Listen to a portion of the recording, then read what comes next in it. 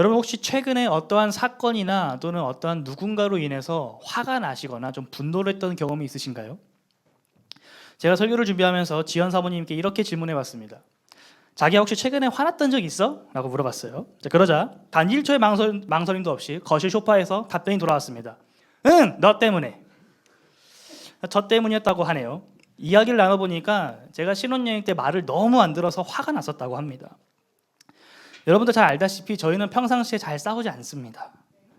네, 서로 감정이 좀 올라오더라도 싸움으로 번지지 않아요. 일방적으로 제가 혼나고 끝이 납니다. 근데 이제 신혼여행 가서는 저희가 정말 많이 싸웠어요. 저희가 지난 8년 동안 연애하면서 이렇게 많이, 이렇게 자주, 이렇게 격하게 싸웠던 적이 있었나 싶을 정도로 많이 싸웠습니다. 이 낯선 외국에서 좀 바짝 긴장도 하고 또 힘들다 보니까 서로 예민해져서 좀 더 그랬던 것 같아요. 이야기를 끝내고 다시 설교를 쓰려고 컴퓨터 앞에 앉아서 좀 곰곰하게 생각을 해봤어요. 왜 우리는 그때 분노했을까? 왜 우리는 그때 서로에게 화를 냈을까? 좀 고민해봤습니다.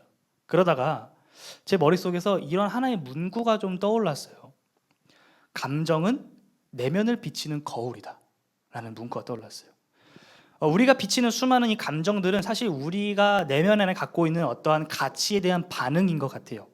우리가 무엇인가에 분노했다는 것은 어쩌면 그것이 내가 타협할 수 없는, 내가 결코 양보할 수 없는 어떤 소중한 가치가 다른 누군가로 인해서 무시당하거나 위협받거나 했기 때문에 자연스럽게 나오는 반응이지 않을까 이렇게 생각을 해봤습니다.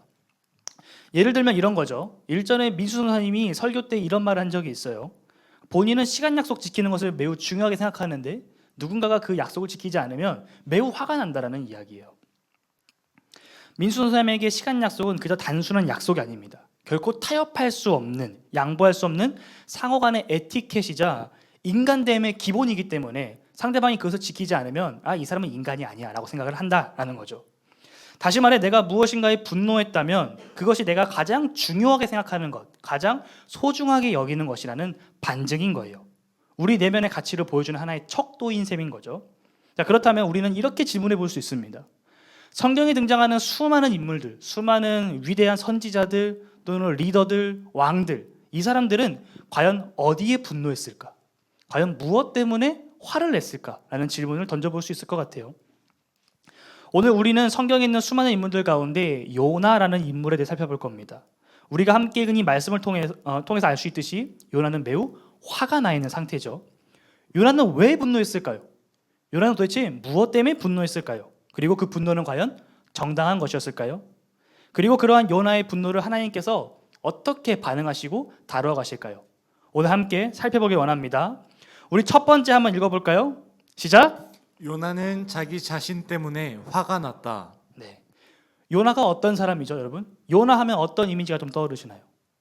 요나는 하나님의 말씀을 전하는 예언자였습니다. 선지자였어요. 선지자라고 하면 우리가 어떤 위대한 능력을 드러내는 카리스마 있고 영웅적인 이미지를 그리게 됩니다. 불의하고 부정한 것들을 향해서 담대하게 하나님의 말씀을 선포하는 용기 있는 사람처럼 우리가 그려져요. 그런 이미지를 가지고 있어요. 그런데 요나는 이러한 전형적인 예언자의 모습과는 정반대의 이미지를 갖고 있는 사람이었습니다. 오히려 청개구리나 금쪽이 같은 이미지를 갖고 있었죠. 요나는 하나님의 말씀에 따라 순종하지 않고 제멋대로 행동하는 예언자였습니다. 요나는 하나님으로부터 부르심을 받습니다. 니느웨라는 큰 도시에 가서 하나님의 메시지를 전해라 라는 하나님의 음성을 듣게 되죠. 그러나 요나는 그러한 하나님의 말씀을 따르기가 싫었어요. 그래서 도망칩니다. 하나님께서 말씀하셨던 니느웨랑은 정반대적으로 도망가게 되죠. 그러자 하나님께서는 요나를 한 대 치셨습니다. 요나는 하나님을 피해 도망가다가 큰 풍랑을 만나 바다에 빠지게 되었고 큰 물고기에 잡혀서 3일 동안 그 뱃속에서 지내게 됩니다. 요나가 물고기 뱃속에서 하나님께 살려달라고 기도하자 하나님께서는 요나의 기도에 응답하셔서 그를 육지에 토해내셨습니다. 그리고 나서 하나님께서 다시 요나에게 말씀을 주시죠. 니느웨에 가서 나의 메시지를 전달해라. 요나는 니느웨에 가서 하나님의 말씀을 전했습니다. 그리고 니느웨는 요나를 통한 하나님의 경고를 받아들여서 그들의 악함을 회개하고 돌이켜서 하나님께서는 그들을 용서해 주셨죠. 그리고 난 다음 이야기가 바로 오늘 본문의 이야기인 겁니다. 오늘 본문에서 요나는 화가 나 있어요. 심지어 이 요나의 화는 단순한 화가 아닙니다. 1절 말씀을 보게 되면 요나가 매우 싫어하고 성내며 라고 그의 감정 상태를 기록하고 있는데, 이걸 히브리어 원어로 보게 되면 어법상 최상급 표현을 하고 있는 겁니다. 그러니까 단순히 요나가 빡친 상태가 아니라 그의 이성 자체가 마비될 정도로 엄청난 분노에 지금 휩싸여 있다라는 거예요. 자, 그렇다면 요나는 왜 분노하게 되었을까요? 도대체 무엇이 이토록 요나를 화나게 만들었을까요? 우리는 그 이유를 2절 말씀에서 확인해 볼 수 있습니다. 우리 함께 2절 말씀을 읽어볼까요? 시작. 여호와께 기도하여 이르되 여호와여 내가 고국에 있을 때에 이러하겠다고 말씀하지 아니하였나이까. 그러므로 내가 빨리 다시스로 도망하였사오니 주께서는 은혜로우시며 자비로우시며 노하기를 더디하시며 이내가 크시사 뜻을 돌이켜 재앙을 내리지 아니하시는 하나님이신 줄을 내가 알았음이니이다. 아멘. 요나가 왜 화났다고 말합니까? 하나님께서 니느웨를 심판하지 않고 용서하셨기 때문에 지금 화가 났다라고 고백하고 있는 거예요. 성도 여러분, 뭔가 이상하지 않습니까? 예언자라고 함은 하나님으로부터 심판의 메시지를 듣고 사람들에게 회개할 것을 촉구하는 거룩한 임무를 맡았던 사람입니다. 요나 또한 그 거룩한 임무를 맡았고 하나님의 말씀을 예언함으로써 니느웨 사람들이 하나님 앞에서 회개하여 용서를 받았습니다. 누가 봐도 해피엔딩 아닙니까? 그런데 요나는 왜 화가 나 있을까요? 그것은 바로 하나님의 은혜로 말미암아 구원받은 사람이 다름 아닌 니느웨 사람들이 있기 때문입니다. 니느웨는 이 요나의 조국인 이스라엘을 아주 오랜 시간 괴롭혔던 적국, 원수지간의 이 아수르라는 나라의 도시, 수도였습니다. 아수르는 거대한 제국으로 아주 오랜 시간 동안 이스라엘을 괴롭혔었어요. 군사적으로 정벌하고 약탈하고 겁탈했습니다.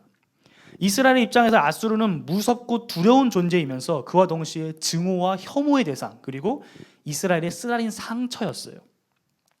조선시대 말 일제가 우리나라의 국권을 찬탈할 때 있었다고, 우리가 살고 있다고 지금 가정을 해봅시다. 일본 사람들이 좋을 게 뭐가 있겠습니까, 우리에게? 지금도 한일전을 하게 되면 일본은 무조건 이겨야 된다라고 말하는데, 그런 악감정이 지금도 남아있는데, 그 당시 직접 피해를 우리가 겪었다고 가정해보면 우리가 과연 그들을 사랑할 수 있을까요? 그들에게 하나님의 은혜가 전달되는 걸 우리가 용납할 수 있을까요? 여러분들이 도쿄에 가서 내 가족을 죽이고 내 나라를 빼앗고 나를 억압했던 그들을 향해서 하나님의 사랑의 메시지를 전달할 수 있겠습니까? 못한다라는 거예요. 니느웨를 향한 요나의 분노는 당연한 분노였어요. 인간이라면 누구나 동일하게 느꼈을 분노였습니다. 요나에게 니느웨 사람들은 하나님의 은혜와 자비를 받아 구원받아야 될 존재가 아니라 하나님으로부터 심판받아서 멸망당해야 될 존재였어요. 그들의 악한 행동에 대한 하나님의 정의가 실현돼야 되는 존재였습니다. 그런데 여기서 문제가 생겨요. 하나님께서 요나에게 니느웨에 가서 하나님의 말씀을 전하라고 부르셨잖아요. 그들에게 하나님에 대한 심판의 경고를 전한다는 것은 그들이 죄를 돌이켜 하나님의 은혜를 누리게 되는 구원의 물꼬를 트는 행위가 되게 됩니다. 자칫 잘못하면 니느웨 사람들이 하나님의 엄벌을 받는 것이 아니라 하나님의 은혜를, 하나님의 구원을 경험하게 생긴 거예요. 요나는 이게 싫었던 겁니다. 그렇기 때문에 니느웨를 가는 길을 거절했던 거예요. 그래서 도망쳤던 거예요. 우리에게도 이러할 때가 있습니다. 하나님의 뜻이 불편하게 느껴질 때가 있어요.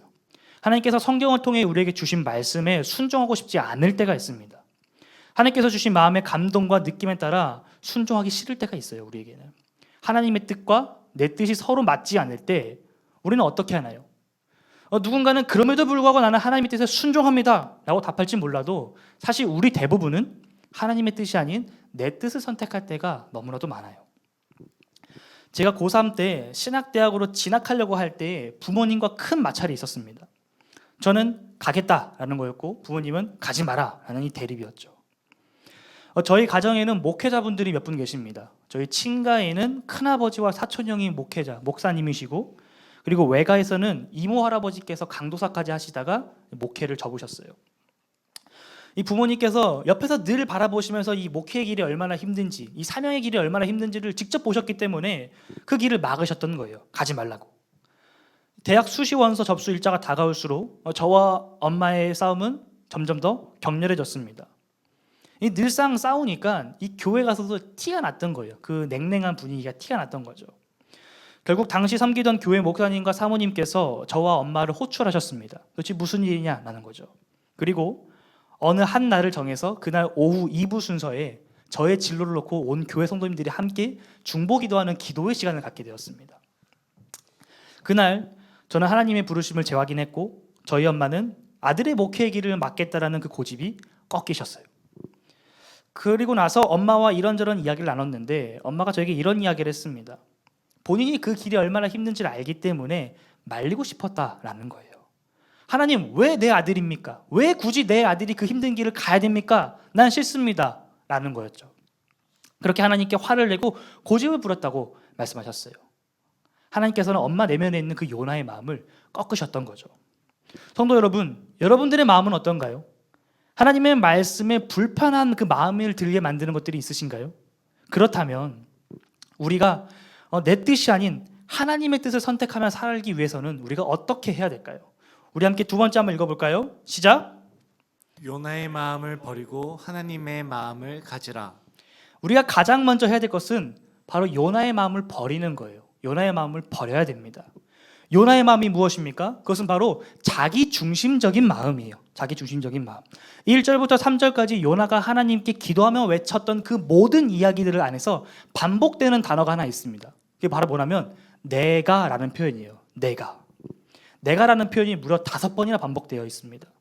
요나는 지금 하나님 앞에서 하나님 마음, 하나님의 생각, 하나님의 뜻은 전혀 가지고 있지 않고 오로지 내 생각, 내 마음, 내 주장만을 펼쳐놓고 있는 거예요.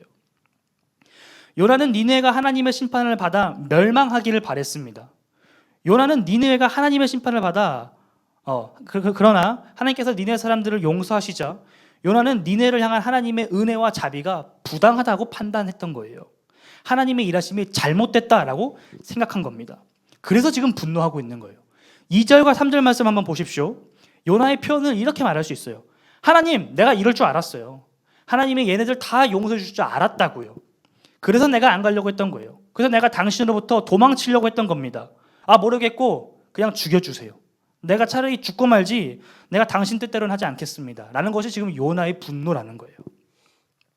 성도 여러분, 이 요나의 분노가 과연 정당한 분노인가요? 그렇지 않죠. 하나님의 사람은 하나님의 말씀에 순종해야 됩니다. 하나님께서는 요나를 당신의 예언자로 부르셨어요. 예언자는 맡을 예자의 말씀 언자, 곧 하나님으로부터 말씀을 받아서 이 땅에 그 말씀을 대언하여 선포하는 존재입니다. 내 뜻이 중요하지 않아요. 나에게 뜻을 주신, 말씀을 주신 그 하나님의 뜻만이 중요한 것이 바로 예언자의 사명입니다. 하지만 요나는 하나님의 뜻이 아닌 자신의 뜻이 더 앞섰던 사람이었어요. 자기 중심적인 사고에 갇혀서 하나님의 마음을 거스른 것이죠. 이러한 자기 중심적인 이 마음이 우리의 신앙을 망가뜨립니다. 자기 중심적인 사고가 커지면 커질수록 우리는 점점 신앙의 괴물이 되어져 가요. 신앙과 믿음이란 이름으로 포장된 나의 생각을 다른 사람에게 관철시키기 시작합니다.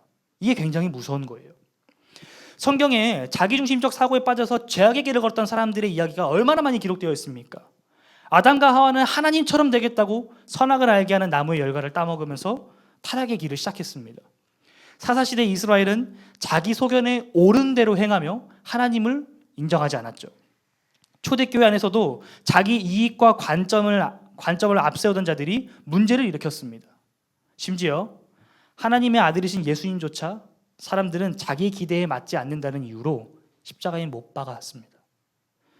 그들은 죄인을 구원할 메시아가 아니라 로마를 무찌를 정치적 왕을 원했기 때문이죠. 자기 입맛에 맞지 않는 예수님을 거절한 거예요. 요나가 하나님을 몰랐기 때문에 이런 잘못 저지른 것이 아닙니다. 2절을 보십시오. 요나는 하나님을 은혜로우시며 자비로우시며 노하기를 더디하시고 사랑이 한없는 분이라는 사실을 이미 알고 있었습니다. 또 그렇게 고백하고 있어요. 그리고 이러한 고백은 사실 출애굽기 34장 6절에 있는 모세의 고백을 인용한 겁니다. 다시 말해서 요나는 이스라엘의 전 역사 가운데 함께 하셨던 하나님의 섭리와 그분의 성품을 이미 알고 있었음에도 불구하고 자기중심적인 사고에 갇혀서 하나님을 반대하는 자리에 지금 서 있다라는 거예요. 우리가 지난달 함께 읽었던 팀 켈러의 탕부 하나님 기억나십니까? 오늘 요나의 이야기가 그 이야기의 누구랑 같습니까? 첫째랑 같죠. 자기 생각과 자기 의로움에 도취되었던 첫째 아들은 아버지와 함께 있었지만 그 아버지의 마음을 제대로 파악하지 못했어요. 누리지 못했습니다. 성도 여러분, 이러한 요나의 마음을 반면교사 삼으시길 바랍니다. 우리 안에 있는 이 요나의 마음을 과감하게 버리세요. 신앙은 바로 이 싸움을 하는 겁니다. 나의 뜻을 내려놓고 하나님의 뜻을 붙잡는 것. 나의 생각과 나의 그 마음을 내려놓고 하나님의 생각과 하나님의 마음을 붙잡는 것. 이것이 바로 신앙의 가장 중요한 싸움입니다. 우리의 마음 안에 있는 요나의 마음을 벗어낼 때 비로소 우리는 하나님을 온전히 바라볼 수 있고 그분의 뜻을 따를 수 있게 됩니다. 그러한 성도님들 되시기를 주님의 이름으로 축복합니다. 요나의 마음을 버렸다면 이제 우리는 어떤 마음을 가져야 될까요? 그것은 바로 하나님의 마음이죠. 하나님의 마음이 무엇입니까? 그분의 마음은 긍휼의 마음입니다. 사랑의 마음이에요. 오늘 본문 4절 말씀입니다. 나를 죽여달라. 하나님은 싫다라고 외치는 요나에게 하나님께서 이렇게 말씀하시죠. 지금 너가 화를 내는 게 과연 옳은 거니? 라고 말이죠. 세번역 성경을 보게 되면 하나님께서 요나를 책망하셨다라고 번역되어 있는데 실제로 언어로 보면 하나님께서 요나에게 말씀하셨다라고 기록되어 있습니다. 책망이라기보다는 요나의 그 격분한 감정을 하나님께서 어루만지시면서 진정시키고 있으신 모습인 거예요. 그러면서 요나 스스로가 자신을 뒤돌아볼 수 있게끔 만듭니다. 지금 너가 화내는 게 과연 옳은 거니? 너의 행동이 과연 지금 적절한 거니? 정당한 거니? 라고 말이죠. 하나님께서는 요나를 그냥 후드려 패시는 것이 아니라 요나 자신이 스스로 깊은 깨달음을 얻을 수 있도록 기다려주시고 계신 거예요. 요나에게 자비, 은혜를 베풀어 주고 계신 거죠. 요나 스스로가 깨달아야 하나님과 진솔한 대화가 가능하기 때문인 거예요. 격분한 감정에 휩싸인 대화가 아닌 하나님과의 인격적인 대화가 가능해지는 거죠. 하나님의 마음은 긍휼의 마음입니다. 하나님의 마음은 사랑의 마음이에요. 만약 이런 하나님의 사랑과 긍휼이 없었다면 과연 우리 중 오늘 누가 이 시간 구원의 기쁨을 누리며 하나님을 예배할 수 있겠습니까? 그 어느 누가 하나님의 사랑을 고백하며 그분의 자비하심과 인자하심을 고백할 수 있겠습니까? 하나님께서 이 세상을 사랑하셨기 때문에 그 하나뿐인 아들을 우리에게 보내주신 것입니다. 바로 예수 그리스도, 그분께서 우리를 사랑하셨기 때문에 죄로 인해 죽어야 할 우리 대신에 신이신 그분께서 우리의 모든 죄값을 대신 짊어지시고 돌아가신 거예요. 그렇기 때문에 하나님의 마음은 품어주는 마음인 겁니다. 하나님의 마음과 요나의 마음의 가장 큰 차이를 만들었던 게 바로 이거예요. 사랑이에요, 사랑. 요나는 하나님의 심판, 정의, 그리고 공의를 외쳤지만 그 마음 안에는 사랑이 존재하지 않았습니다. 하지만 하나님에게는 사랑이 있었어요. 하나님께서 니느웨의 악함에 분노하셨던 것도, 그리고 니느웨를 심판하지 않았던 것도, 말 듣지 않고 반항하는 요나를 품어주신 것도 전부 다 하나님의 사랑이 그 안에 있었기 때문인 거예요. 하나님의 분노는 멸망시키기 위한 분노가 아니라 회복을 위한 분노인 것입니다.